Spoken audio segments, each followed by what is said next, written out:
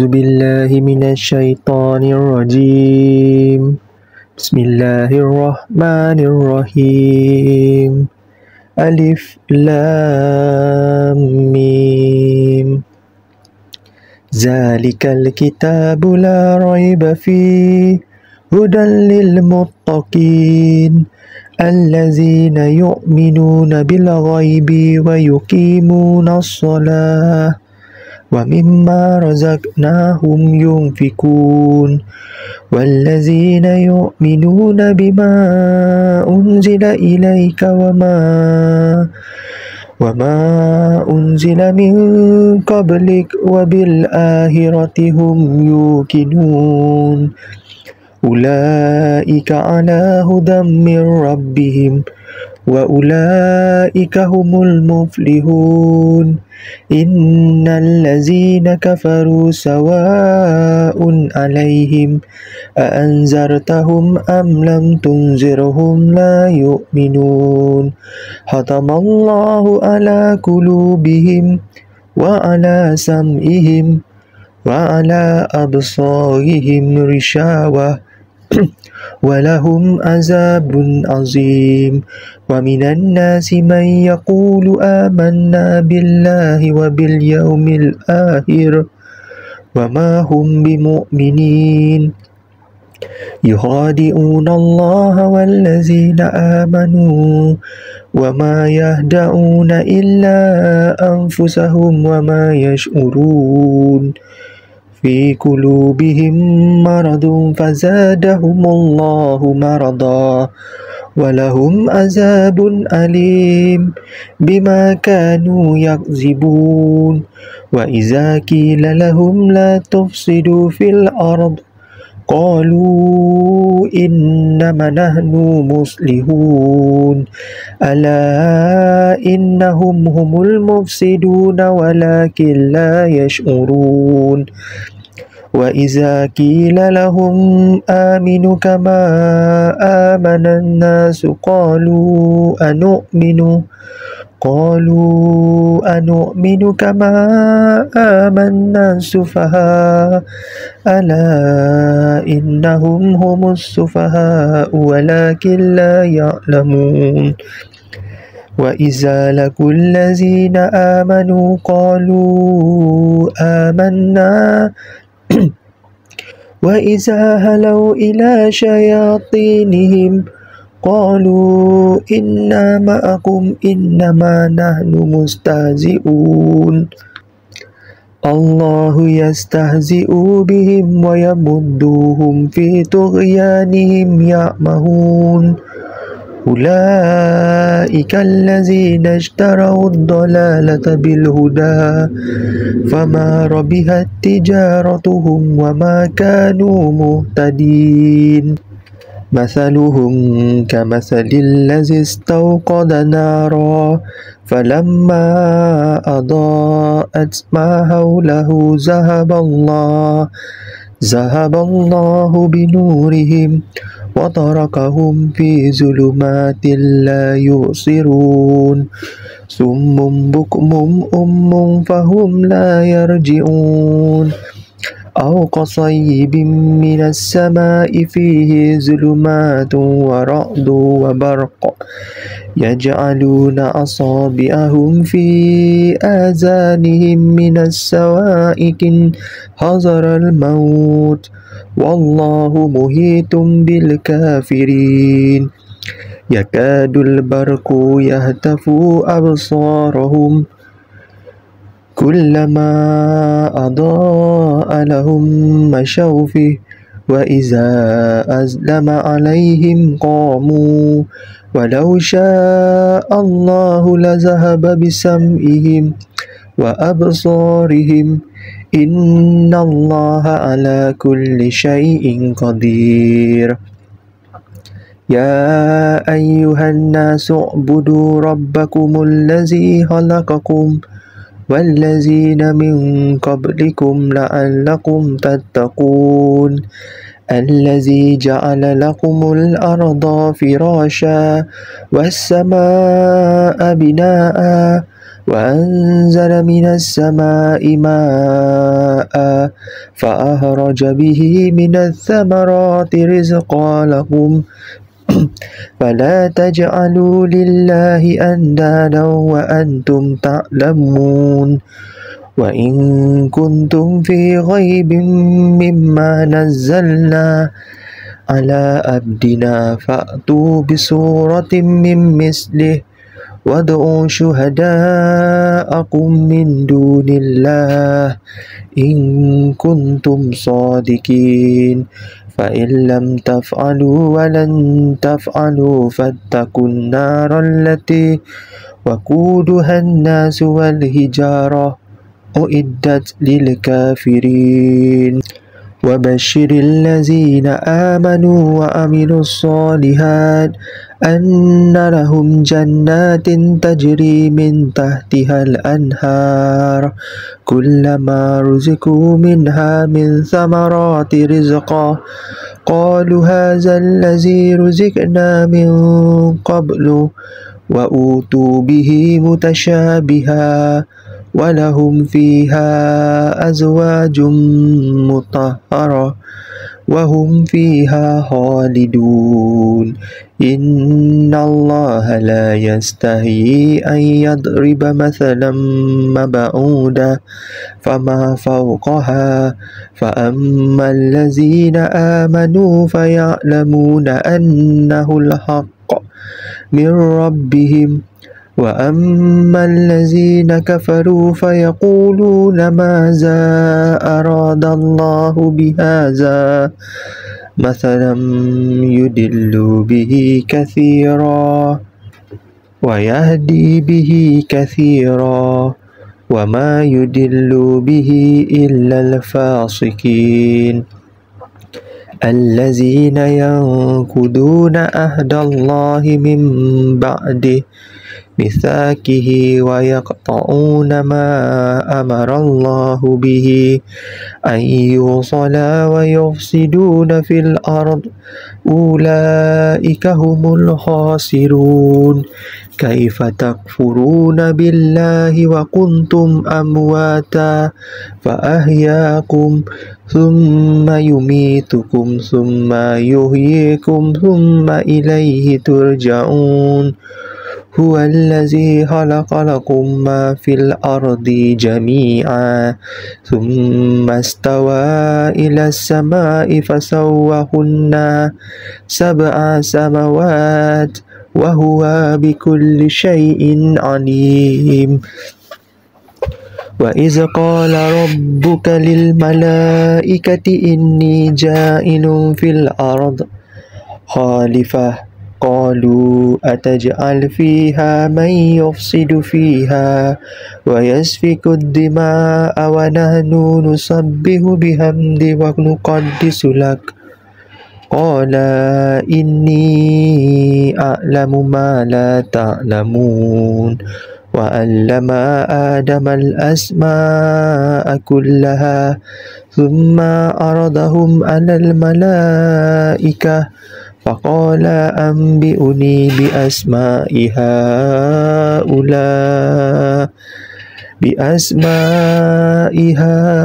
هؤلاء إن كنتم صادقين قالوا سبحانك لا علم لنا إلا ما علمتنا إنك أنت العليم الحكيم قال يا آدم أنبئهم بأسمائهم فلما أنبأهم بأسمائهم قال ألم أقل لكم إني أعلم غيب السماوات والأرض وأعلم ما تبدون وما كنتم تكتمون وإذ قلنا للملائكة اسجدوا لآدم فسجدوا إلا إبليس أبى واستكبر وكان من الكافرين وقلنا يا آدم اسكن أنت وزوجك الجنة وكلا منها غدا حيث شئتما ولا تقرب هذه الشجرة فتكون من الظالمين فأزلهما الشيطان عنها فأخرجهما مما كانا فيه وقلنا اهبطوا بعضكم لبعض عدو ولكم في الأرض مستقر ومتاع إلى حين فتلقى آدم من ربه كلمات فتاب عليه إنه هو التواب الرحيم قلنا اهبطوا منها جميعا فإما يأتينكم مني هدى فمن تبع هدايا فلا خوف عليهم ولا هم يحزنون والذين كفروا وكذبوا بآياتنا أولئك أصحاب النار هم فيها خالدون يا بني إسرائيل اذكروا نعمتي التي أنعمت عليكم وأوفوا بعهدي أوفي بعهدكم وإياي فارهبون وآمنوا بما أنزلت مصدقا لما معكم ولا تكونوا أول كافر به ولا تشتروا بآياتي ثمنا قليلا وإياي فاتقون ولا تلبسوا الحق بالباطل وتكتموا الحق وأنتم تعلمون وأقيموا الصلاة وآتوا الزكاة واركعوا مع الراكعين أتأمرون الناس بالبر وتنسون أنفسكم وأنتم تتلون الكتاب أفلا تعقلون واستعينوا بالصبر والصلاة وإنها لكبيرة إلا على الخاشعين الذين يظنون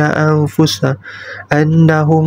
ملاقو ربهم وأنهم إليه راجعون يا بني إسرائيل اذكروا نعمتي التي أنعمت عليكم وأني فضلتكم على العالمين واتقوا يوم لا تجزي نفس عن نفس شيئا ولا يقبل منها شفاعة ولا يؤخذ منها عدل وهم ينصرون وإذ نجيناكم من آل فرعون يسومونكم سوء العذاب يذبحون أبناءكم ويستحيون نساءكم وفي ذلكم بلاء من ربكم عظيم وإذ فرقنا بكم البحر فأنجيناكم فأغرقنا آل فرعون وأنتم تنظرون وإذ وعدنا موسى 40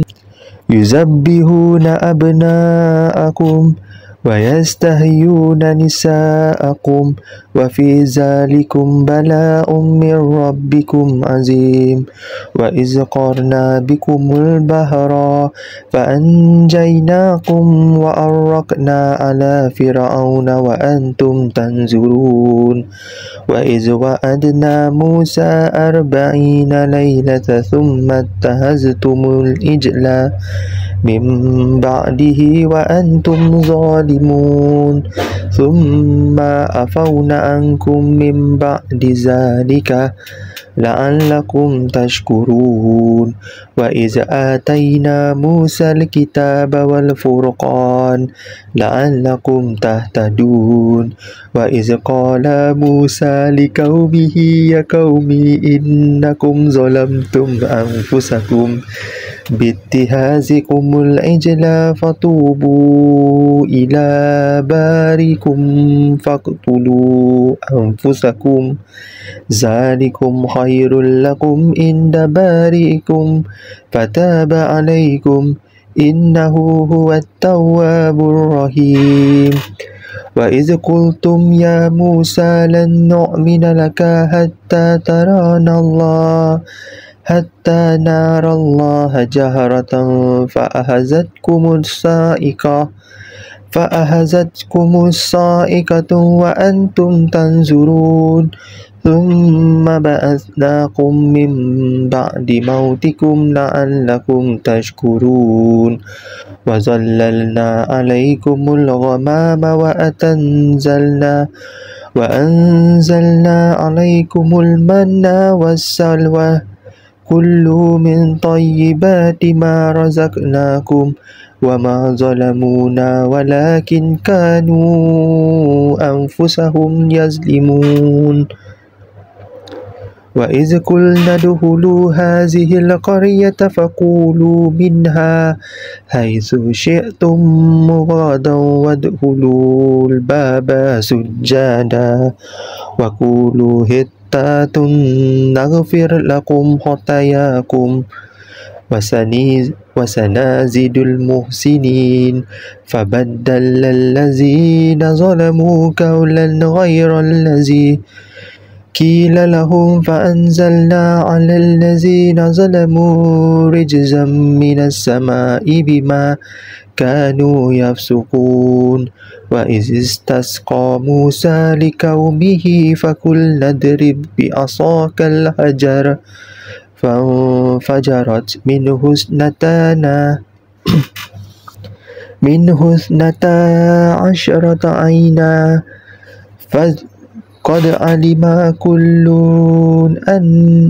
كل أناس مشربهم كلوا واشربوا من رزق الله ولا تأثوا في الأرض مفسدين وإذ قلتم يا موسى لن نصبر على طعام واحد فادع لنا ربك يخرج لنا مما تنبت الأرض من بقلها وكثائها وفومها وعدسها وبصالها قال أتستبدلون الذين هو أدنى بالذي هو خير أهبطوا مصرا فإن لكم ما سألتم وضربت عليهم الذلة والمسكنة وباءوا بغضب من الله ذلك بأنهم كانوا يكفرون بآيات الله ويقتلون النبيين بغير الحق ذلك بما عصوا وكانوا يعتدون إن الذين آمنوا والذين هادوا والنصارى والصابئين من آمن بالله واليوم الآخر وعمل صالحا فلهم أجرهم عند ربهم ولا خوف عليهم ولا هم يحزنون وإذ أخذنا ميثاقكم ورفعنا فوقكم الطور خذوا ما آتيناكم بقوة واذكروا ما فيه لعلكم تتقون ثم توليتم من بعد ذلك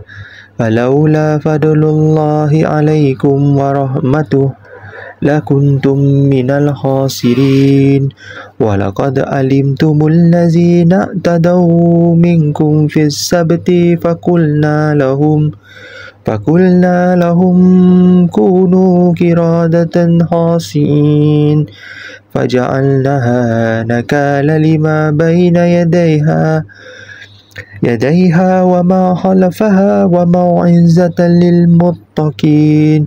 وإذ قال موسى لقومه إن الله يأمركم أن تذبحوا بقرة قالوا أتتخذون هزوا قال أعوذ بالله أن أكون من الجاهلين قالوا ادع لنا ربك يبين لنا ما هي قال إنه يقول إنها بقرة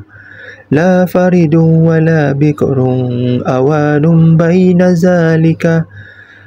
فافعلوا ما تؤمرون قال ادع لنا ربك يبين لنا ما لونها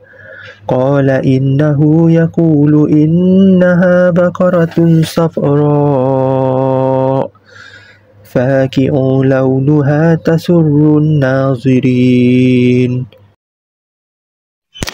قال ادع لنا ربك يبين لنا ما هي إن البقرة تشبه علينا وإنا إن شاء الله لمهتدون قال إنه يقول إنها بقرة لا أزلول تنصر الأرض ولا تسقي الحرث مسلمة لا شياة فيها قالوا أنا جئت بالحق فذبحوها وما كادوا يفعلون وإذ قتلتم نفسا فادارأتم فيها والله مخرج ما كنتم تكتمون فقلنا اضربوه ببعضها كذلك يحيي الله الموتى ويريكم آياته لعلكم تعقلون ثم قست قلوبكم من بعد ذلك فهي كالحجارة أو أشد قسوة وإن من الحجارة لما يتفجر منه الأنهار وإن منها لما يشقق فيخرج منه الماء وإن منها لما يهبط من خشية الله وما الله بغافل عما تعملون أفتطمعون أن يؤمنوا لكم وقد كان فريق منهم يسمعون كلام الله ثم يحرفونه من بعد ما أكلوه وهم يعلمون وإذا لقوا الذين آمنوا قالوا آمنا وإذا خلا بعضهم إلى بعض قالوا أتحدثونهم بما فتح الله عليكم ليحاجوكم به عند ربكم أفلا تعقلون أو لا يعلمون أن الله يعلم ما يسرون وما يعلنون ومنهم أميون لا يعلمون الكتاب إلا آمنيا وإنهم إلا يظنون فويل للذين يكتبون الكتاب بأيديهم ثم يقولون هذا من عند الله ليشتروا به ثمنا قليلا فويل لهم مما كتبت أيديهم وويل لهم مما يكسبون وقالوا لن تمسنا النار إلا أياما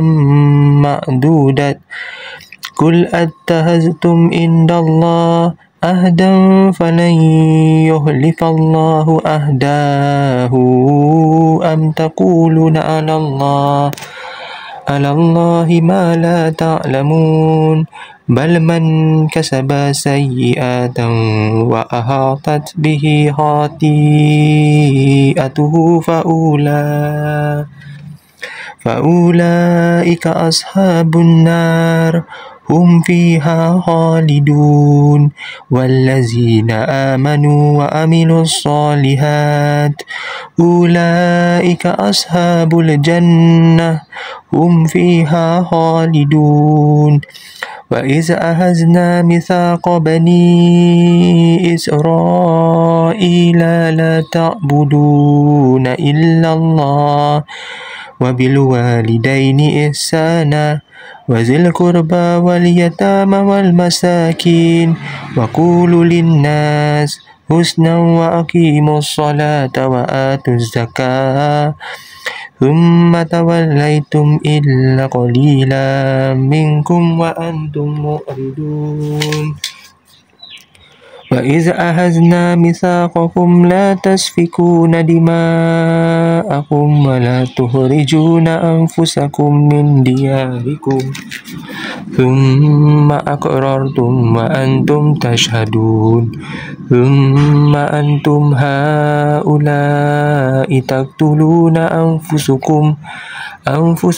وتخرجون فريقا منكم من ديارهم تظاهرون عليهم بالإثم والعدوان وإن يأتوكم أسارى تفادهم وهو محرم عليكم إخراجهم أفتؤمنون ببعض الكتاب وتكفرون ببعض فما جزاء من يفعل ذلك منكم إلا خزي في الحياة الدنيا ويوم القيامة يردون إلى أشد العذاب وما الله بغافل عما تعملون أولئك الذين اشتروا الحياة الدنيا بالآخرة فلا يخفف عنهم العذاب ولا هم ينصرون ولقد آتينا موسى الكتاب وقفينا من بعده بالرسل وآتينا عيسى ابن مريم البينات وأيدناه بالروح القدس أفكلما جاءكم رسول بما لا تهوى أنفسكم استكبرتم ففريقا كذبتم وفريقا تقتلون وقالوا قلوبنا غلف بل لعناهم الله بكفرهم فقليلا ما يؤمنون ولما جاءهم كتاب من عند الله مصدق لما معهم فكانوا من قبل يستفتحون على الذين كفروا فلما جاءهم ما عرفوا كفروا به فلعنة الله على الكافرين بئس ما اشتروا به أنفسهم أن يكفروا بما أنزل الله بغيا أن ينزل الله من فضله على من يشاء من عباده فباءوا بغضب على غضب وللكافرين غضب مهين وإذا قيل لهم آمنوا بما أنزل الله قالوا نؤمن بما أنزل علينا ويكفرون بما وراءه وهو الحق مصدقا لما معهم قل فلما تقتلون أنبياء الله من قبل إن كنتم مؤمنين ولقد جاءكم موسى بالبينات ثم اتخذتم العجل من بعده وأنتم ظالمون وإذ أخذنا ميثاقكم ورفعنا فوقكم الطور خذوا ما آتيناكم بقوة واسمعوا قالوا سمعنا وعصينا وأشربوا في قلوبهم العجل في قلوبهم العجل بكفرهم قل بئس ما يأمركم به إيمانكم إن كنتم مؤمنين قل إن كانت لكم الدار الآخرة عند الله خالصة من دون الناس فتمنوا الموت إن كنتم صادقين ولن يتمنوه أبدا بما قدمت أيديهم والله عليم بالظالمين ولتجدنهم أحرص الناس على حياة ومن الذين أشركوا يود أحدهم لو يؤمر 1000 سنة وما هو بمزحزحه من العذاب أن يؤمر والله بصير بما يعملون قل من كان عدوا لجبريل فإنه نزله على قلبك بإذن الله مصدقا لما بين يديه وهدى وبشرى للمؤمنين من كان عدوا لله وملائكته ورسوله وجبريل وميكالا فإن الله عدو للكافرين ولقد أنزلنا إليك آيات بينات وما يكفر بها إلا الفاسقون أو كلما أهدوا أهدا نبذه فريق منهم بل أكثرهم لا يؤمنون فلما جاءهم رسول من عند الله مصدق لما معهم نبذ فريق من الذين أوتوا كتاب الله وراء ظهورهم كأنهم لا يعلمون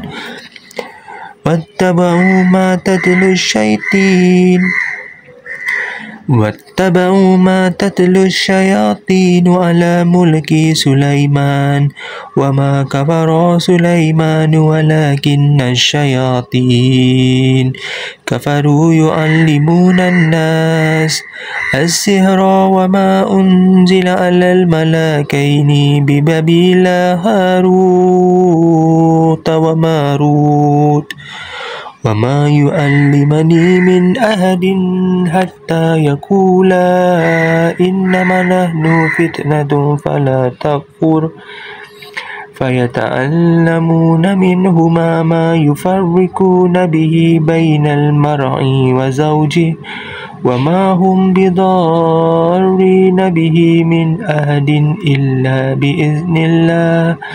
ويتعلمون ما يضرهم ولا ينفعهم ولقد علموا لمن اشتراه ما له في الآخرة من خلاق ولبئس ما شربوا به أنفسهم لو كانوا يعلمون ولو أنهم آمنوا واتقوا لمثوبة من عند الله خير لو كانوا يعلمون يا أيها الذين آمنوا لا تقولوا راعنا وقولوا انظرنا واسمعوا وللكافرين عذاب أليم ما يود الذين كفروا من أهل الكتاب ولا المشركين أن ينزل عليكم من خير من ربكم والله يختص برحمته من يشاء والله ذو الفضل العظيم ما ننسخ من آيات أو ننسها نأتي بخير منها أو مثلها ألم تعلم أن الله على كل شيء قدير ألم تعلم أن الله له ملك السماوات والأرض وما لكم من دون الله من ولي ولا نصير أم تريد أن تسألوا رسولكم كما سئل موسى من قبل ومن يتبدل الكفر بالإيمان فقد ضل سواء السبيل ود كثير من أهل الكتاب لو يردونكم من بعد إيمانكم كفارا حسدا من عند أنفسهم من بعد ما تبين لهم الحق فاعفوا واصفحوا حتى يأتي الله بأمره إن الله على كل شيء قدير وأقيموا الصلاة وآتوا الزكاة وما تقدموا لأنفسكم من خير تجدوه عند الله إن الله بما تعملون بصير وقالوا لن يدخل الجنة إلا من كان هدى أو نصارى تلك آمانيهم قل هاتوا برهانكم إن كنتم صادقين بل من أسلم وجهه لله وهو محسن فله أجره عند ربه ولا خوف عليهم ولا هم يحزنون وقالت اليهود ليست النصارى على شيء وقالت النصارى ليست اليهود على شيء وهم يتلون الكتاب كذلك قال الذين لا يعلمون مثل قولهم فالله يحكم بينهم يوم القيامة فيما كانوا فيه يختلفون ومن أظلم ممن منع مساجد الله أن يذكر فيها اسمه وسعى في خرابها أولئك ما كان لهم أن تدخلوها إلا خائفين لهم في الدنيا خزي ولهم في الآخرة عذاب عظيم ولله المشرق والمغرب فأينما تولوا فثام وجه الله إن الله واسع عليم وقالوا اتخذ الله ولدا سبحانه بل له ما في السماوات والأرض كل له قانتون بديع السماوات والأرض وإذا قضى أمرا فإنما يقول له كن فيكون وقال الذين لا يعلمون لولا يكلمون الله أو تأتينا آية كذلك قال الذين من قبلهم مثل قولهم تشابهت قلوبهم قد بينا الآيات لقوم يوقنون إنا أرسلناك بالحق بشيرا ونذيرا ولا تسألوا عن أصحاب الجحيم ولن ترضى عنك اليهود ولا النصارى حتى تتبع ملتهم قل إن هدى الله هو الهدى ولئن اتبعت أهواءهم بعد الذي جاءك من العلم ما لك من الله من ولي ولا نصير الذين أتيناهم الكتاب يتلونه حق تلاوته أولئك يؤمنون به ومن يكفر به فأولئك هم الخاسرون يا بني إسرائيل اذكروا نعمتي التي أنعمت عليكم وأني فضلتكم على العالمين واتقوا يوم لا تجزي نفس عن نفس شيئا ولا يقبل منها عدل ولا تنفعها شفاعة ولا هم ينصرون وإذ ابتلى إبراهيم ربه بكلمات فأتمهن قال إني جائلك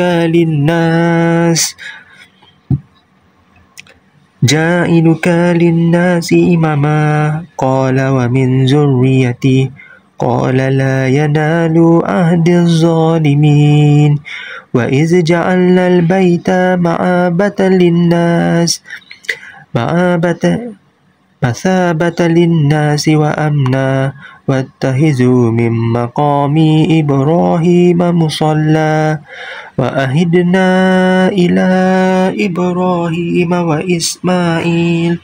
أن طهر بيتي للطائفين والعاكفين والركع السجود وإذ قال إبراهيم رب اجعل هذا بلدا آمنا وارزق أهله من الثمرات من آمن منهم بالله واليوم الآخر قال ومن كفر فأمتعه قليلا ثم أضطروه إلى عذاب النار وبئس المصير وإذ يرفع إبراهيم القواعد من البيت وإسماعيل ربنا تقبل منا إنك أنت السميع العليم ربنا واجعلنا مسلمين لك ومن ذريتنا أمة مسلمة لك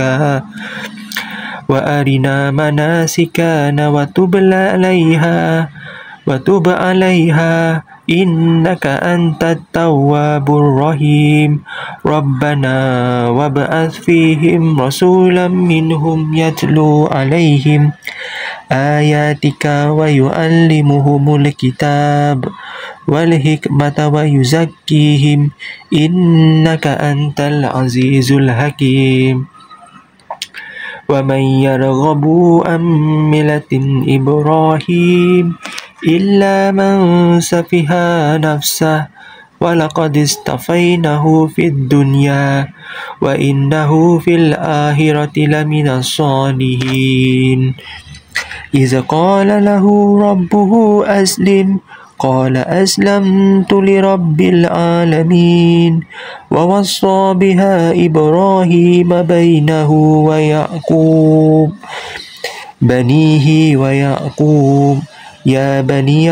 إن الله اصطفى لكم الذين فلا تموتن إلا وأنتم مسلمون أم كنتم شهداء إذ حضر يعقوب الموت إذ قال لبنيه ما تعبدون من بعده قالوا نعبد إلهك وإله آبائك إبراهيم وإسماعيل وإسحاق واحدا ونحن له مسلمون تلك أمة قد خلت لها ما كسبت ولكم ما كسبتم ولا تسألون عما كانوا يعملون وقالوا كونوا هودا أو نصارى تهتدوا قل بل ملة إبراهيم حنيفا وما كان من المشركين قولوا آمنا بالله وما أنزل إلينا وما أنزل إلى إبراهيم وإسماعيل وإسحاق ويعقوب والأسباط وما أوتي موسى وعيسى وما أوتي النبيون من ربهم لا نفرق بين أحد منهم ونحن له مسلمون فإن آمنوا بمثل ما آمنتم به فقد اهتدوا وإن تولوا فإنما هم في شقاق فسيكفيكهم الله وهو السميع العليم صبغة الله ومن أحسن من الله صبغة ونحن له عابدون قل أتهاجوننا في الله وهو ربنا وربكم ولنا أعمالنا ولكم أعمالكم ونحن له مخلصون أم تقولون إن إبراهيم وإسماعيل وإسحاق ويعقوب والأسباط كانوا هودا أو نصارى قل أأنتم أعلم أم الله ومن أظلم ممن كتم شهادة عنده من الله وما الله بغافل عما تعملون تلك أمة قد خلت لها ما كسبت ولكم ما كسبتم ولا تسألون عما كانوا يعملون سيقول سفهاء من الناس ما ولهم عن قبلتهم التي كانوا عليها قل لله المشرق والمغرب يهدي من يشاء إلى صراط مستقيم وكذلك جعلناكم أمة وسطا لتكونوا شهداء على الناس ويكون الرسول عليكم شهيدا وما جعلنا القبلة التي كنت عليها إلا لنعلم من يتبع الرسول ممن ينقلب على عقبيه وإن كانت لكبيرة إلا على الذين هدى الله وما كان الله ليضيع إيمانكم إن الله بالناس لرؤوف رحيم قد نرى تقلب وجهك في السماء فلنولينك قبلة ترضاها فولي وجهك الشطر المسجد الحرام وحيث ما كنتم فولوا وجوهكم شطره وإن الذين أوتوا الكتاب ليعلمون أنه الحق من ربهم وما الله بغافل عما يعملون ولئن أتيت الذين أوتوا الكتاب بكل آيات ما تبعوا قبلتك وما أنت بتابع قبلتهم وما بعدهم بتبيع قبلة بعد ولئن اتبعت أهواءهم من بعد ما جاءك من العلم إنك إذا لمن الظالمين الذين آتيناهم الكتاب يعرفونه كما يعرفون أبناءهم وإن فريقا منهم ليكتمون الحق وهم يعلمون الحق من ربك فلتكونن من الممترين ولكل وجهة هو مواليها فاستبقوا الخيرات أينما تكونوا يأتي بكم الله جميعا إن الله على كل شيء قدير ومن حيث خرجت فول وجهك شطر المسجد الحرام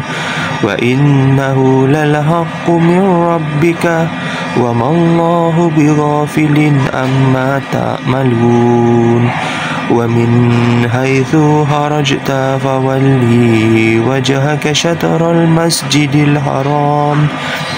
وحيث ما كنتم فولوا وجوهكم شطرة لئلا يكون للناس عليكم حجة إلا الذين ظلموا منهم فلا تخشوهم واخشوني ولأتم نعمتي عليكم ولعلكم تهتدون كما أرسلنا فيكم رسولا منكم يتلو عليكم آياتنا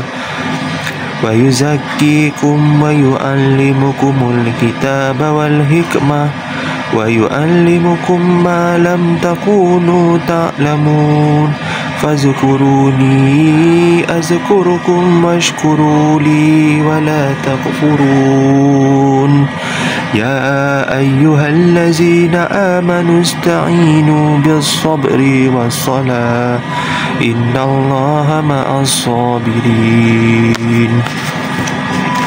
ولا تقولوا لمن يقتل في سبيل الله أموات بل أحياء ولكن لا تشعرون ولنبلونكم بشيء من الخوف والجوع ونقص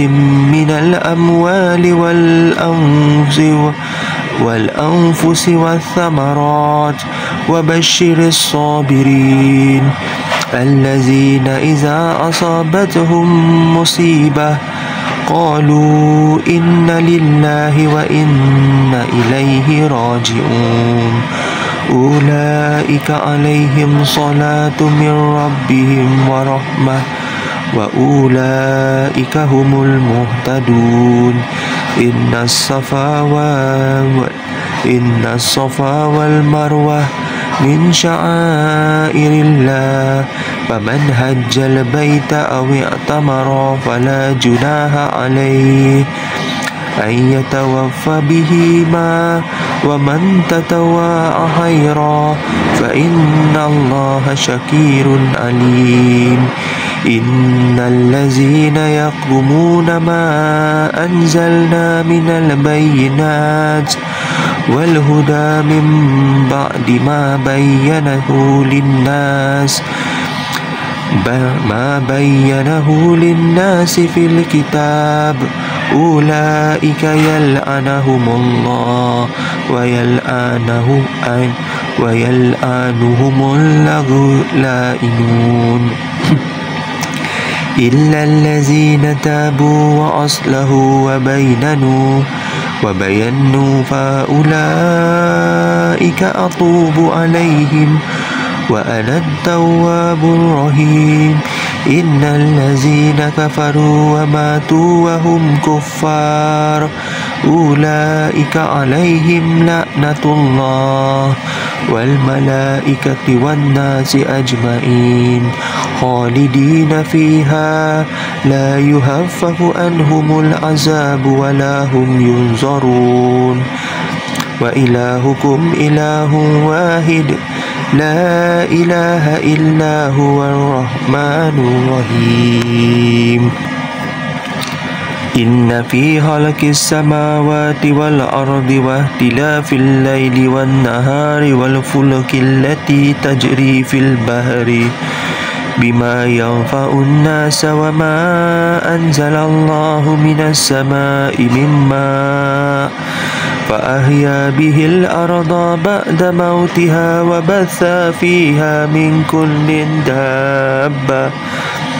وتسريف الريح والصحاب المسخر بين السماء والأرض لآيات لقوم يعقلون ومن الناس من يتخذ من دون الله أندادا يحبونهم كحب الله والذين آمنوا أشد حبا لله ولو يرى الذين ظلموا إذ يرون العذاب أن القوة لله جميعا وأن الله شديد العذاب إذ تبرأ الذين اتبعوا من الذين اتبعوا ورأوا العذاب وتقطعت بهم الأسباب وقال الذين اتبعوا لو أن لنا كرة فنتبرأ منهم كما تبرؤوا منا كذلك يريهم الله أعمالهم حسرات عليهم وما هم بخارجين من النار يا أيها الناس كلوا مما في الأرض حلالا طيبا ولا تتبعوا خطوات الشيطان إنه لكم عدو مبين إنما يأمركم بالسوء والفحشاء وأن تقولوا على الله ما لا تعلمون وإذا قيل لهم اتبعوا ما أنزل الله قالوا بل نتبع ما ألفينا عليه آباءنا أولو كان آباؤهم لا يعقلون شيئا ولا يهتدون ومثل الذين كفروا كمثل الذي ينعق بما لا يسمع إلا دعاء ونداء صم بكم أمي فهم لا يعقلون يا أيها الذين آمنوا كلوا من طيبات ما رزقناكم واشكروا لله إن كنتم إياه تعبدون إنما حرم عليكم الميتة والدم ولحم الخنزير وما أهل به لغير الله فمن اضطر غير بغي ولا عدي فلا إثم عليه إن الله غفور رحيم إن الذين يكتمون ما أنزل الله من الكتاب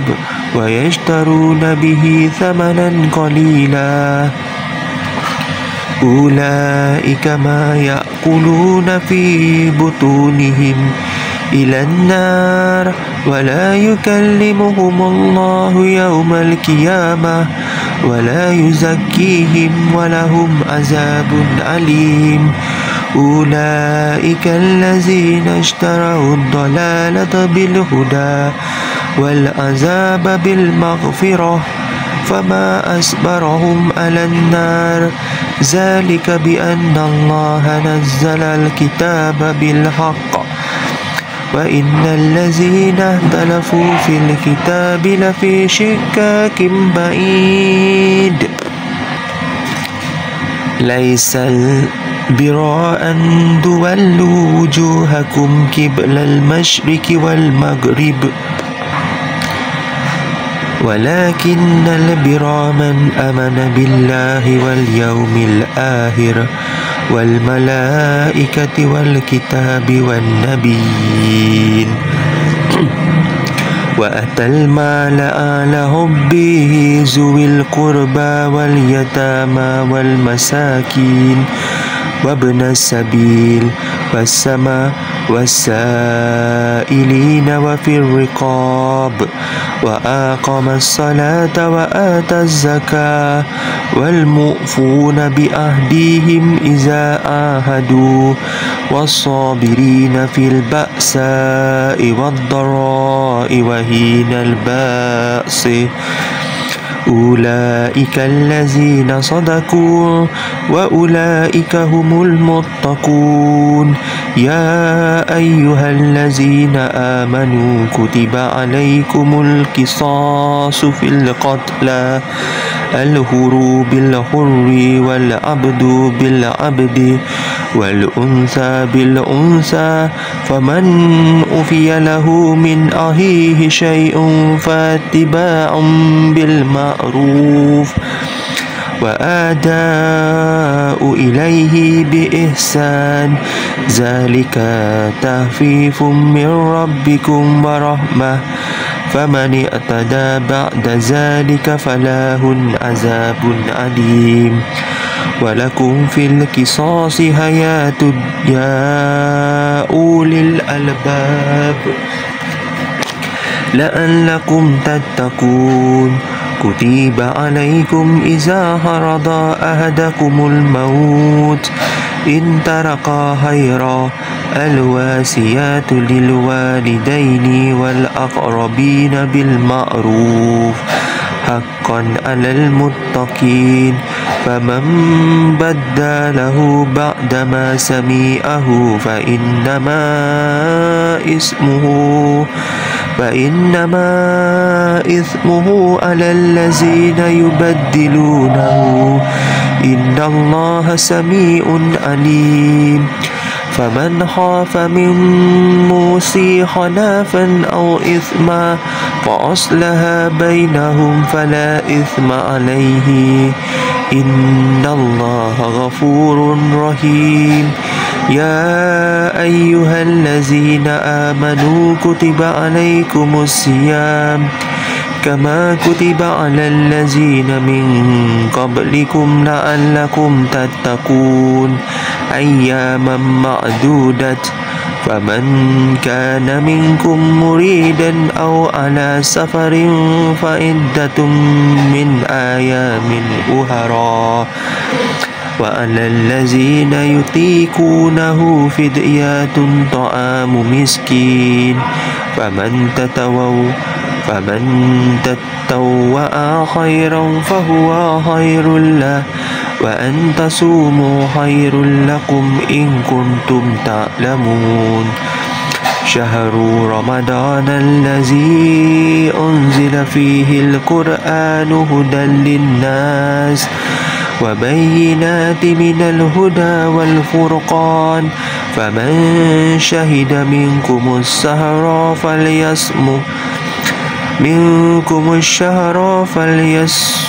فليصمه ومن كان مريدا أو على سفر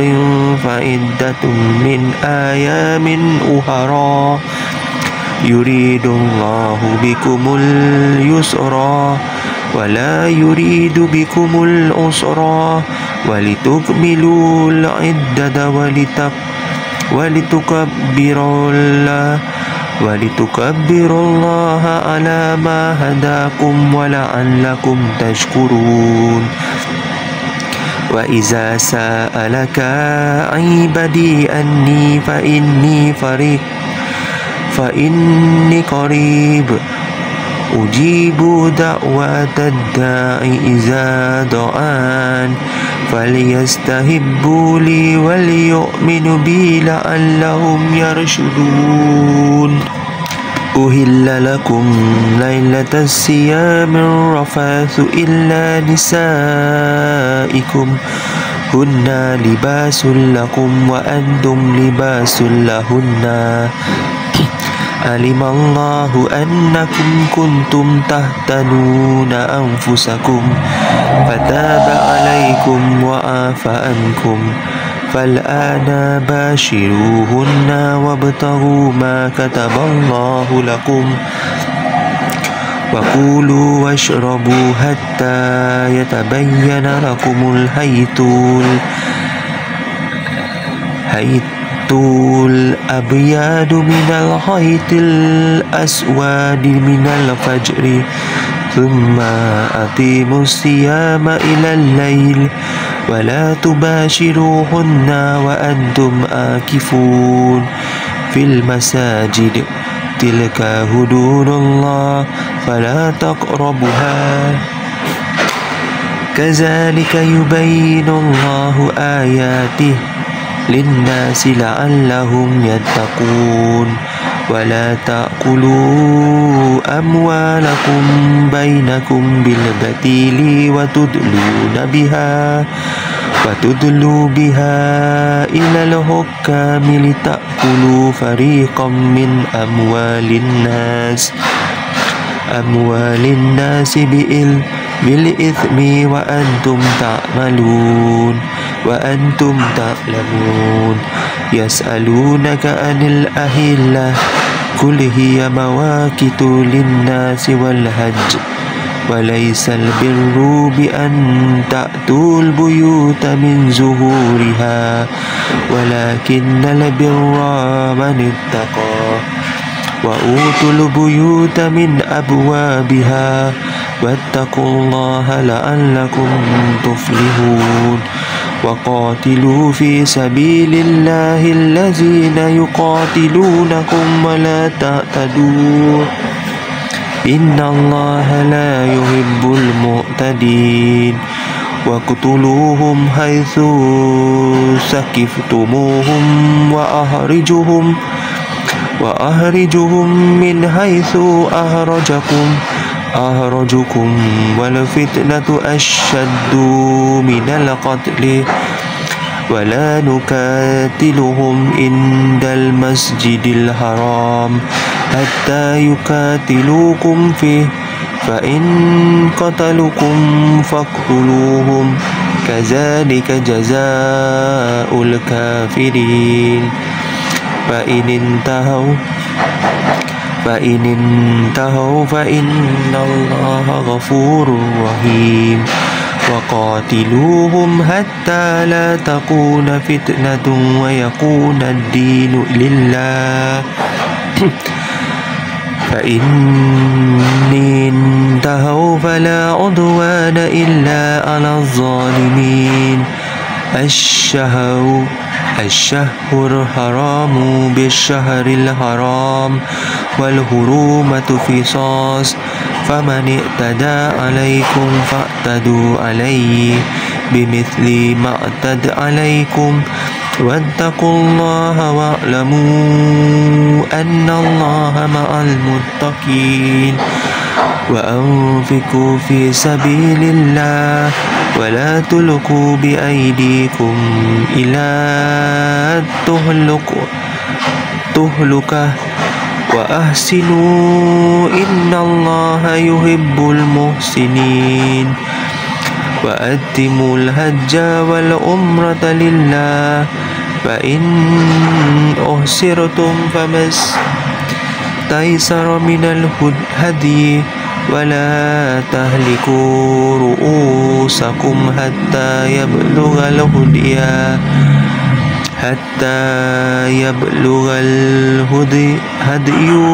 مهله ومن كان منكم مريضا أو به أذى من رأسه ففدية من صيام أو صدقة أو نسك فإذا أمنتم فمن تمتع بالعمرة إلى الحج فما استيسر من الهدي فمن لم يجد فصيام 3 أيام في الحج و7 إذا رجعتم تلك 10 كاملة ذلك لمن لم يكن أهله حاضر المسجد الحرام واتقوا الله واعلموا أن الله شديد العقاب. الحج أشهرهم معلومات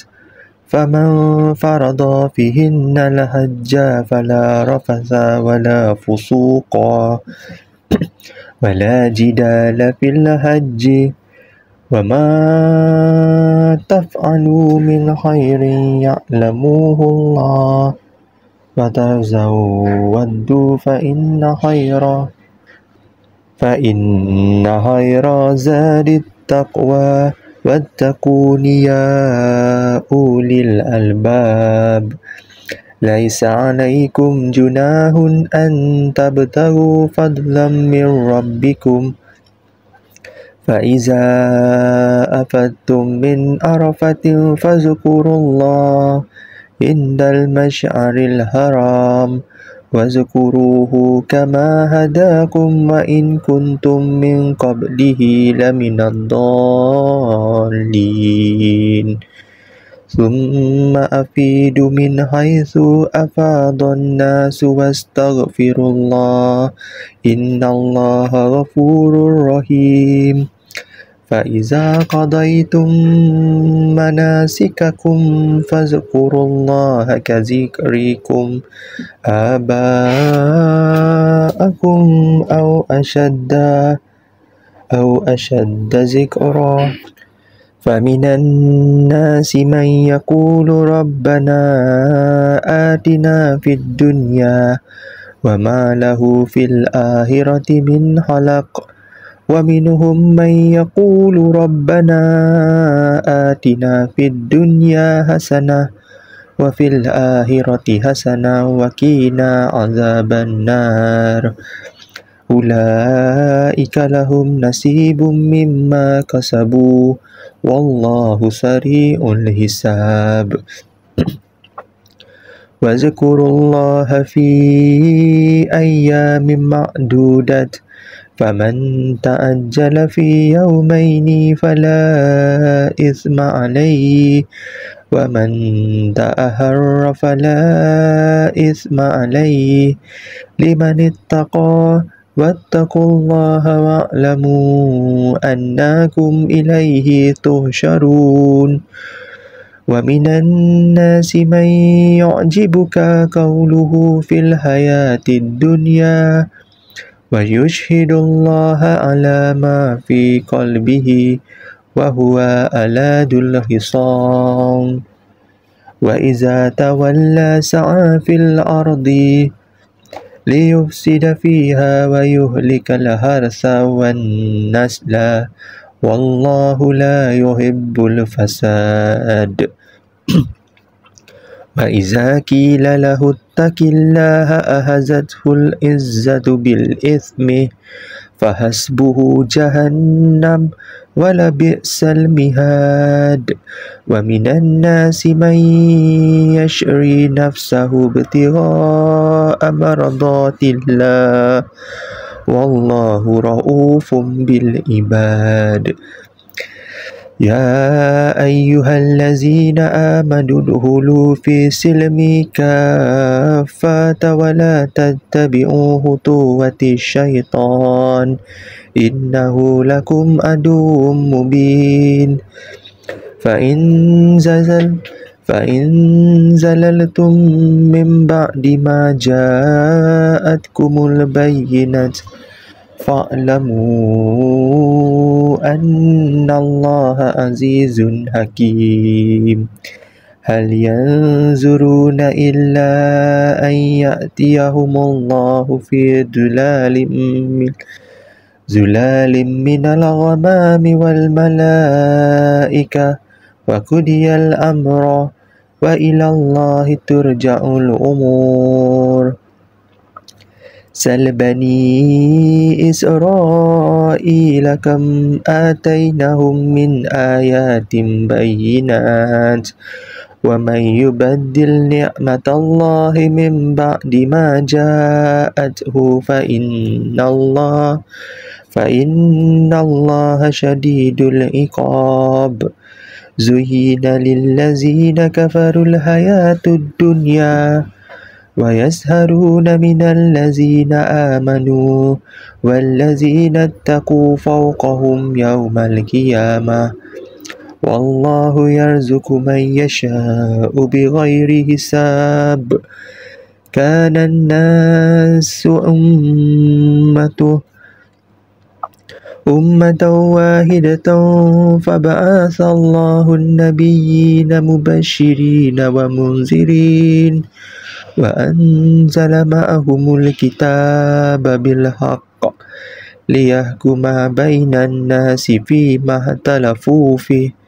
وما اختلف فيه إلا الذين أوتوا من بعد ما جاءتهم البينات بغيا بينهم فهدى الله الذين آمنوا لما اختلفوا فيه من الحق بإذن الله والله يهدي من يشاء إلى صراط مستقيم أم حسبتم أن تدخلوا الجنة ولما يأتيكم مثل الذين خلوا من قبلكم مستهم البأساء والضراء وزلزلوا حتى يقول الرسول والذين آمنوا معه متى نصر الله ألا إن نصر الله قريب يسألونك ماذا ينفقون قل ما أنفقتم من خير فللوالدين والأقربين واليتامى والمساكين وابن السبيل وما تفعلوا من خير فإن الله به عليم كتب عليكم القتال وهو كره لكم وعسى أن تكرهوا شيئا وهو خير لكم وعسى أن تحبوا شيئا وهو شر لكم والله يعلم وأنتم لا تعلمون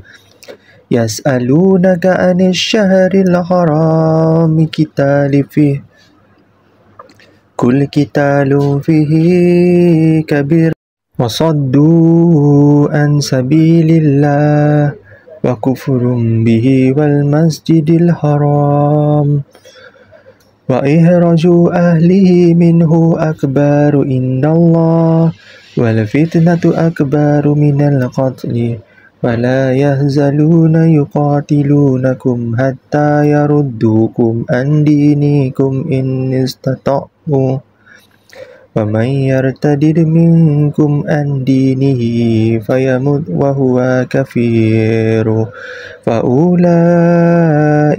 حبطت أعمالهم في الدنيا والآخرة وأولئك أصحاب النار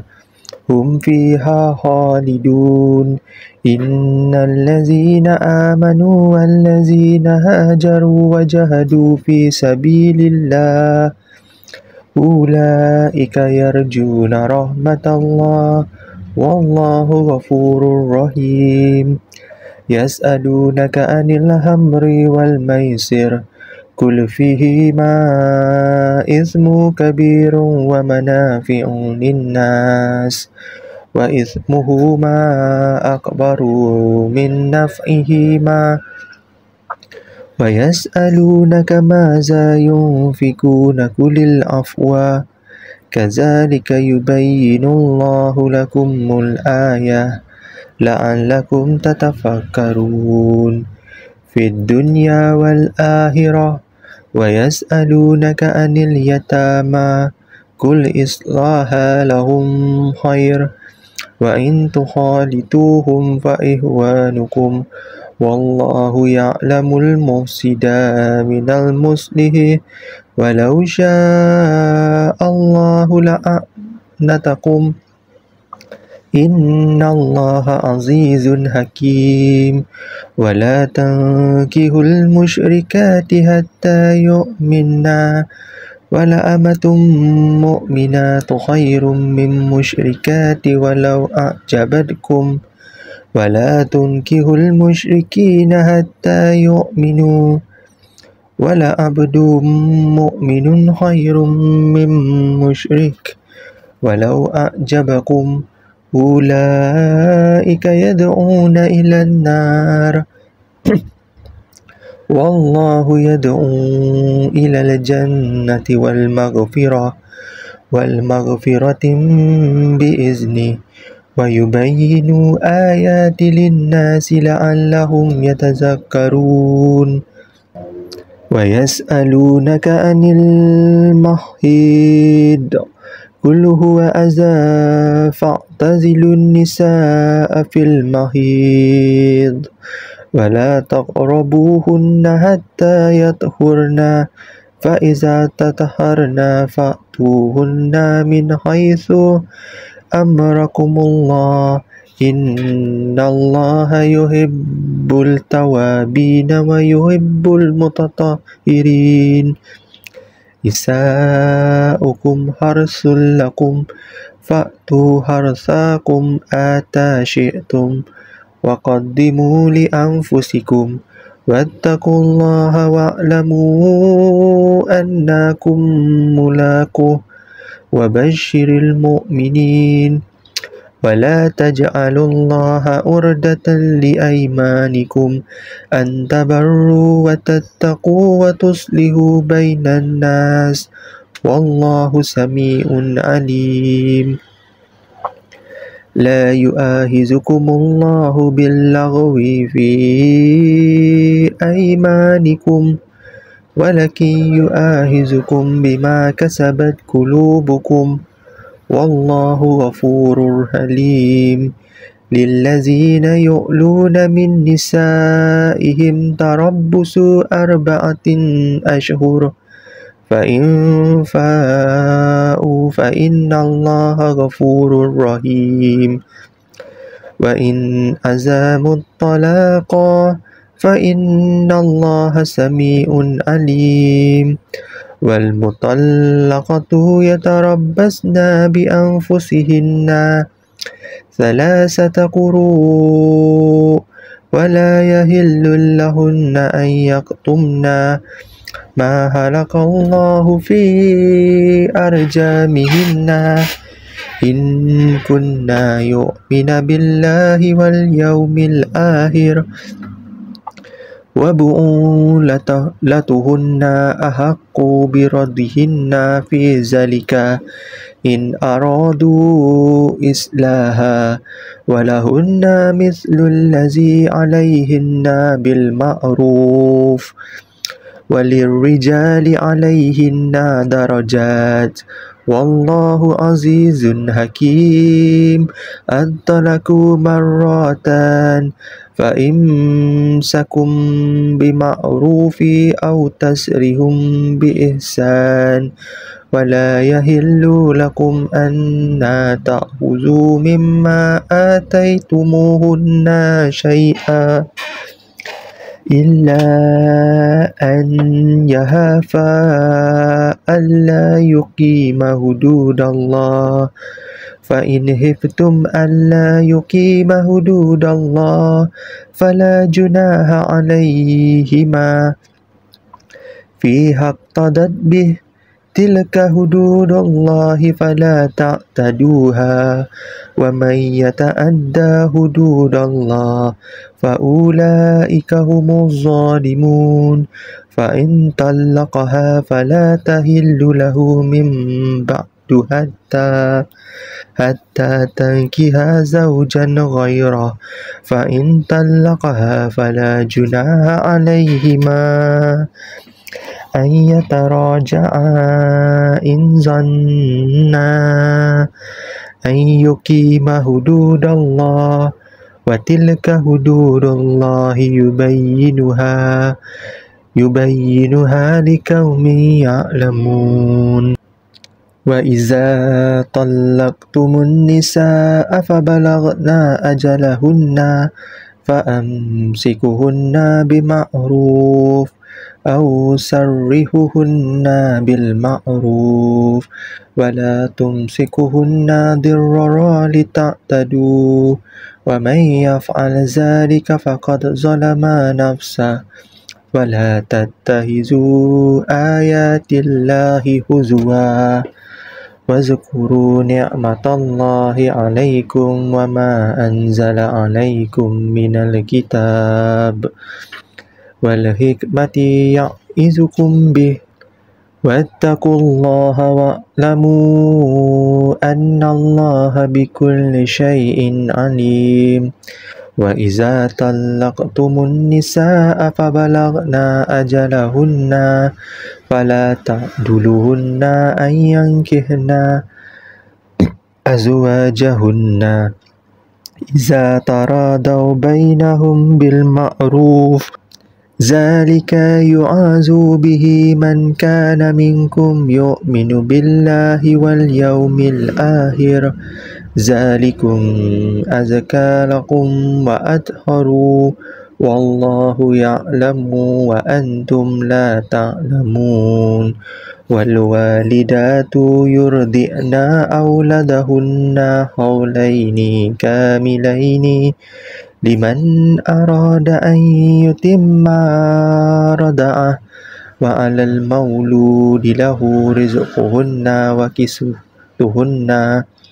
وكسوتهن بالمعروف لا تكلف نفس إلا وسعها لا تضار والداه بولدها ولا مولود له بولده وعلى الوارث مثل ذلك فإن أراد فصالا عن تراض منهما وتشاور فلا جناح عليهما وإن أردتم أن تسترضعوا أولادكم فلا جناح عليكم إذا سلمتم ما آتيتم بالمعروف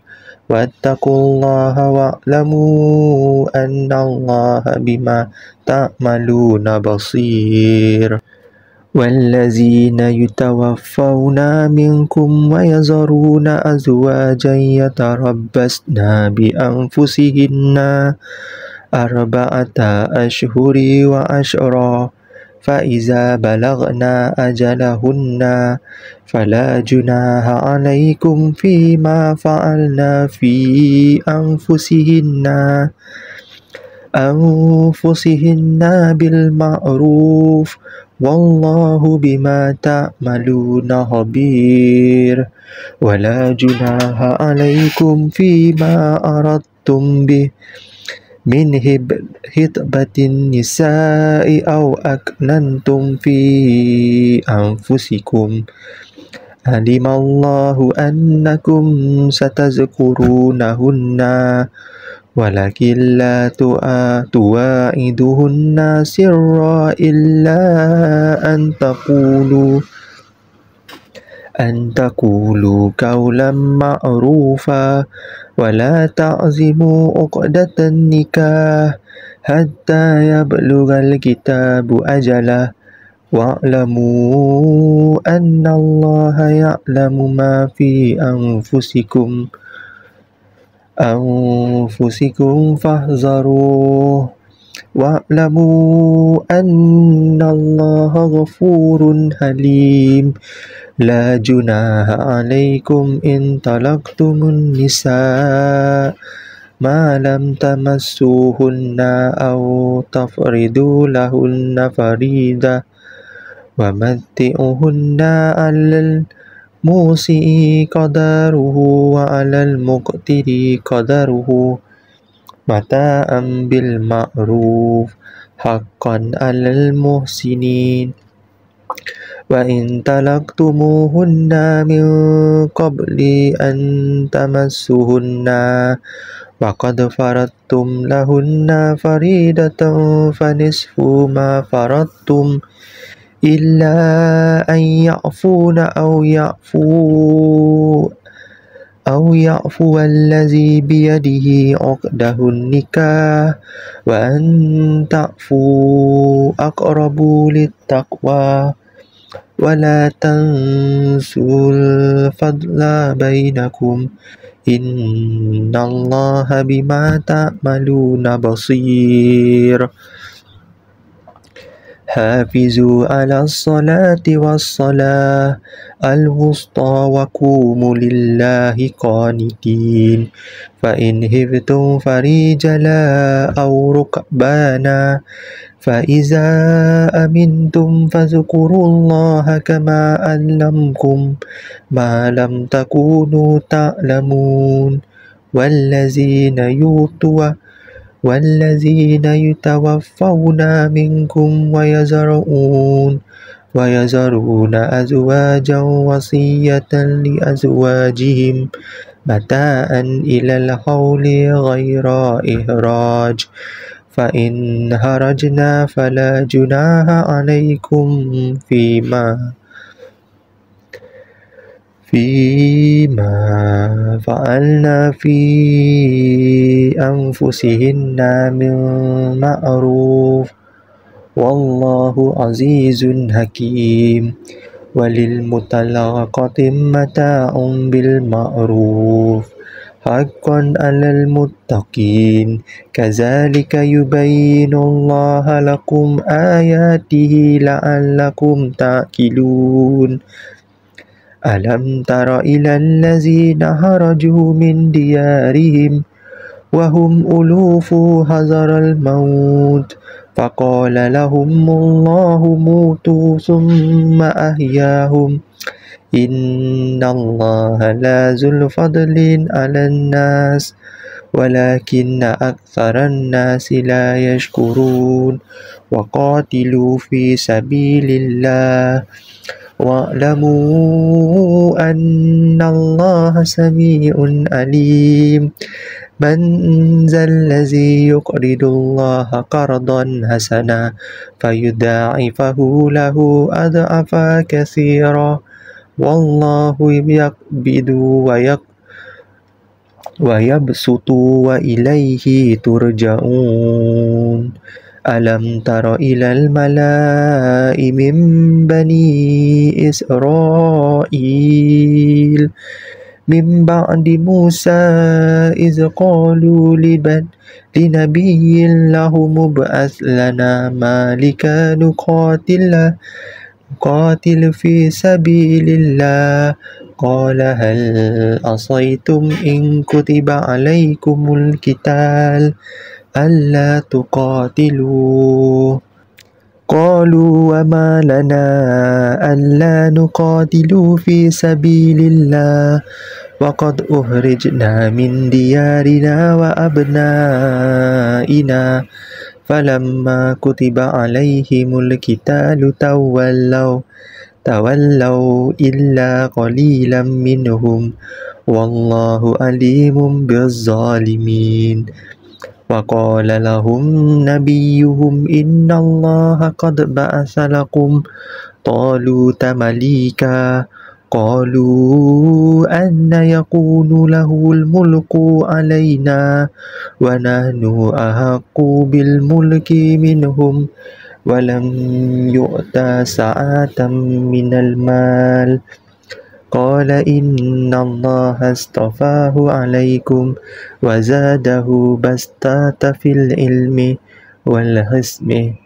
والله يؤتي ملكه من يشاء والله وسيع عليم وقال لهم نبيهم إن آيات ملكه أن يأتيكم التابوت فيه سكينة من ربكم وبقية مما ترك آل موسى وآل هارون تحمله الملائكة إن في ذلك لآيات لكم إن كنتم مؤمنين فلما فصل طالوت بالجنود قال إن الله مبتليكم بنهار فمن شرب منه فليس مني ومن لم يطعمه فإنه مني إلى من اعترف غرفة بيده فشربوا منه إلا قليلا منهم فلما جاوزه هو والذين آمنوا معه قالوا لا طاقة لنا اليوم بجالوت وجنوده قال الذين يظنوا أنهم ملك الله كم من فئة قليلة غلبت فئة كثيرة بإذن الله والله مع الصابرين ولما برزوا لجالوت وجنوده قالوا ربنا أغفر لنا صبرا وثبت أقدمنا وانصرنا على القوم الكافرين فهزمهم بإذن الله وقتل داود جالوت وآتاه الله الملك والحكمة وعلمه مما يشاء ولولا دفع الله الناس بعدهم ببعد لفسدت الأرض ولكن الله ذو الفضل على العالمين تلك آيات الله نتلوها عليك بالحق وإنك لمن المرسلين تلك الرسل فضلنا بعضهم على بعض منهم من كلم الله ورفع بعضهم درجات وآتينا عيسى ابن مريم البينات وأيدناه بالروح القدس ولو شاء الله ما اقتتل الذين من بعدهم من بعد ما جاءتهم البينة ولكن اختلفوا فمنهم من آمن ومنهم من كفر ولو شاء الله ما اقتتلوا ولكن الله يفعل ما يريد يا أيها الذين آمنوا أنفقوا مما رزقناكم من قبل أن يأتي يوم لا بيع فيه ولا هلة ولا شفاعة والكافرون هم الظالمون الله لا إله إلا هو الحي القيوم لا تأخذه سنة ولا نوم له ما في السماوات وما في الأرض من ذا الذي يشفع عنده إلا بإذنه يعلم ما بين أيديهم وما خلفهم ولا يحيطون بشيء من علمه إلا بما شاء وسع كرسيه السماوات والأرض ولا يعوده حفظهما وهو العلي العظيم لا إكراه في الدين قد تبين الرشد من الغي فمن يكفر بالطاغوت ويؤمن بالله فقد استمسك بالعروة الوثقى لا انقسام لها والله سميع عليم الله ولي الذين آمنوا يخرجهم من الظلمات إلى النور والذين كفروا أولياؤهم الطاغوت يخرجونهم من النور إلى الظلمات أولئك أصحاب النار هم فيها خالدون ألم تر إلى الذي هاج إبراهيم في ربه أن آتاه الله الملك إذ قال إبراهيم ربي الذي يحيي ويميت قال أنا أحيي وأميت قال إبراهيم فإن الله يأتي بالشمس من المشرق فأتي بها من المغرب فبهت الذي كفروا والله لا يهدي القوم الظالمين أو كالذي مر على قرية وهي هوية على عروشها قال أنى يحيي هذه الله بعد موتها فأماته الله 100 عام ثم بعثه قال كم لبثت قال لبثت يوما أو بعد يوم قال بل لبثت 100 عام فانظر إلى طعامك وشرابك لم يتشنه وانظر إلى حمارك ولنجعلك آية للناس وانظر إلى العظام كيف ننشرها ثم نقصها لحما فلما تبين له قال أعلم أن الله على كل شيء قدير وإذ قال إبراهيم ربي أريني كيف تحيي الموتى قال أولم تؤمن قال بلى ولكن ليطمئن قلبي قال فخذ 4 من الطير فصرهن إليك ثم اجعل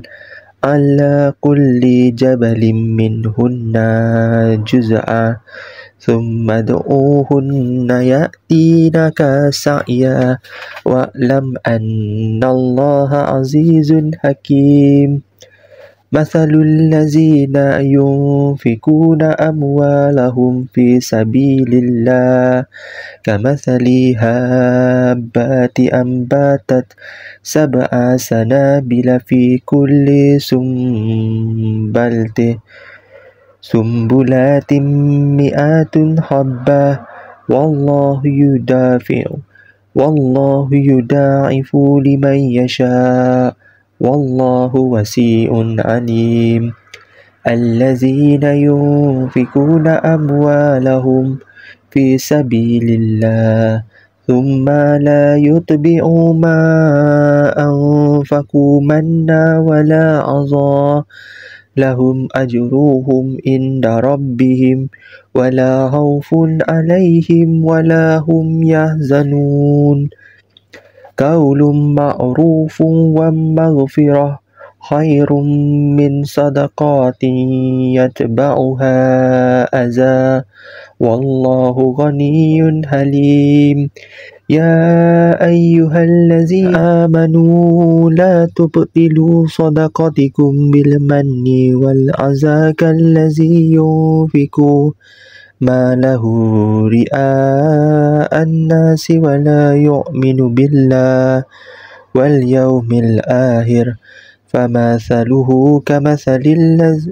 كمثل صفوان عليه تراب فأصابه وابل فتركه صلدا لا يقدرون على شيء مما كسبوا والله لا يهدي القوم الكافرين ومثل الذين ينفقون أموالهم مرضات الله وتثبيتا من أنفسهم كمثل جنة بربوة أصابها وبيل فآتت أكلها ضعفين فإن لم يصبها وابل فطل والله بما تعملون بصير أيود أحدكم أن تكون له جنات من نخيل وأعناب تجري من تحتها الأنهار له فيها من كل الثمرات وأصابه الكبار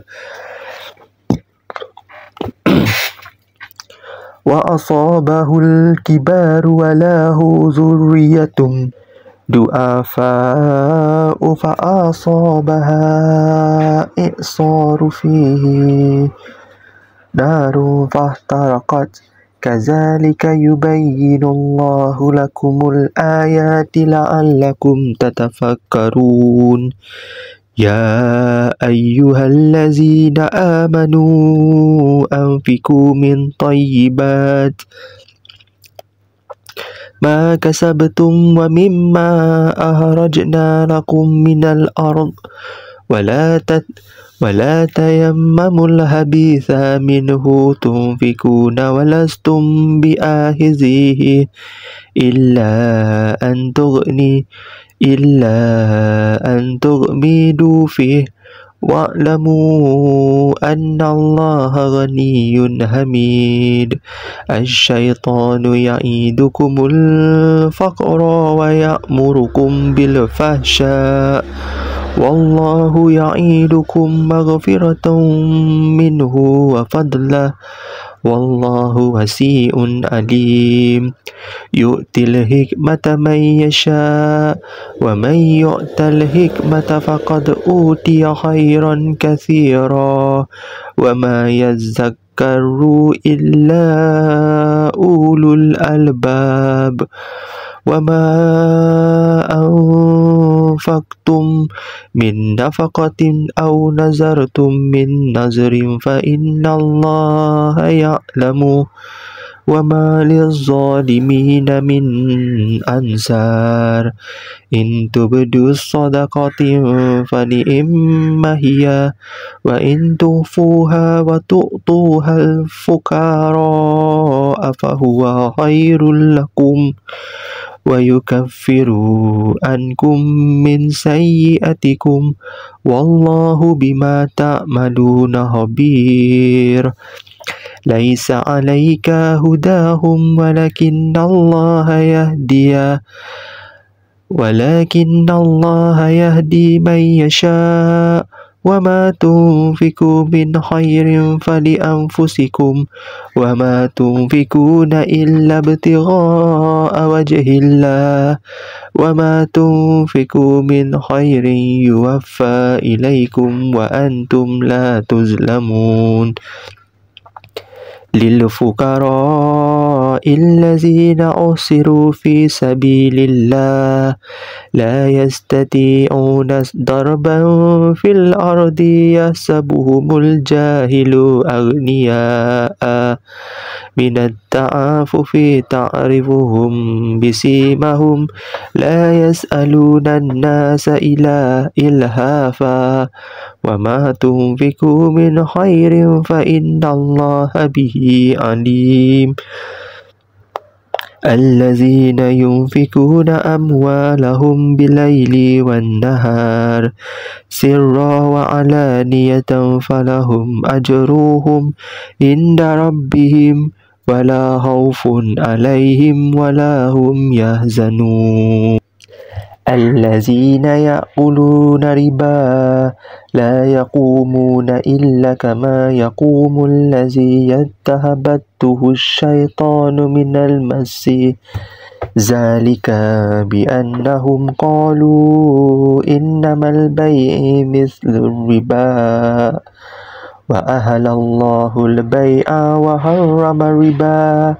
فمن جاءه موعظة من ربه فانتهى فله ما سلف وأمره إلى الله ومن عاد فأولئك أصحاب النار هم فيها خالدون يمحق الله الربا ويربي الصدقات والله لا يحب كل كفر أثيم إن الذين آمنوا وعملوا الصالحات وأقاموا الصلاة وآتوا الزكاة لهم أجرهم عند ربهم ولا خوف عليهم ولا هم يحزنون يا أيها الذين آمنوا اتقوا الله وذروا ما بقي من الربا إن كنتم مؤمنين فإن لم تفعلوا فأذنوا بحرب من الله ورسوله وإن تبتم فلكم رؤوس أموالكم لا تظلمون ولا تظلمون وإن كان ذو عسرة فنظيرة إلى ميسرة وأن تصدقوا خيرا لكم إن كنتم تعلمون واتقوا يوما ترجعون فيه إلى الله ثم توفى كل نفس ما كسبت وهم لا يظلمون يا أيها الذين آمنوا إذا تدينتم بدين إلا أجل مسمى فاكتبوه وليكتب بينكم كاتب بالعدل ولا يأبى كاتب أن يكتب كما علمه الله فليكتب وليملل الذي عليه الحق وليتق الله ربه ولا يبخس منه شيئا فإن كان الذي عليه الحق سفيها أو ضعيفا أو لا يستطيع أن يمل هو فليملل وليه بالعدل واستشهدوا الشهيدين من رجالكم فإن لم يكون رجلين فرجل وامرأتان ممن ترضون من الشهداء أن تدل إحداهما فتذكر إحداهما الأخرى ولا يأبى الشهداء إذا ما دعوا ولا تسأموا أن تكتبوه صغيرا أو كبيرا إلا أجلي ذلكم أقسط عند الله وأقوام للشهادة وأدنى ألا ترتبوا إلا أن تكون تجارة حاضرة تديرونها بينكم فليس عليكم جناح ألا تكتبوها وأشهدوا إذا تبايعتم ولا يضر كاتب ولا شهيد وإن تفعلوا فإنه فسوق بكم واتقوا الله ويعلمكم الله والله بكل شيء عليم وإن كنتم على سفر ولم تجدوا كاتب فرهان مقبوضة فإن آمن بعضكم بعدا فليؤدي الذي اؤتمن أمانته وليتق الله ربه ولا تكتموا الشهادة ومن يكتمها فإنه آثم قلبه والله بما تعملون عليم لله ما في السماوات وما في الأرض وإن تبدوا ما في أنفسكم أو تخفوه يحاسبكم به الله فيغفر لمن يشاء ويعذب من يشاء والله على كل شيء قدير آمن الرسول بما أنزل إليه من ربه والمؤمنون كل آمن بالله وملائكته وكتبه ورسوله لا نفرق بين أحد من رسوله وقالوا سمعنا وأطعنا غفرانك ربنا وإليك المصير لا يكلف الله نفسا إلا وسعها لها ما كسبت وعليها ما اكتسبت ربنا لا تؤاخذنا إن نسينا أو أخطأنا ربنا ولا تحمل علينا إصرا كما حملته على الذين من قبلنا ربنا ولا تحملنا ما لا طاقة لنا به واعف عنا واغفر لنا وارحمنا أنت مولانا فانصرنا على القوم الكافرين صدق الله العظيم.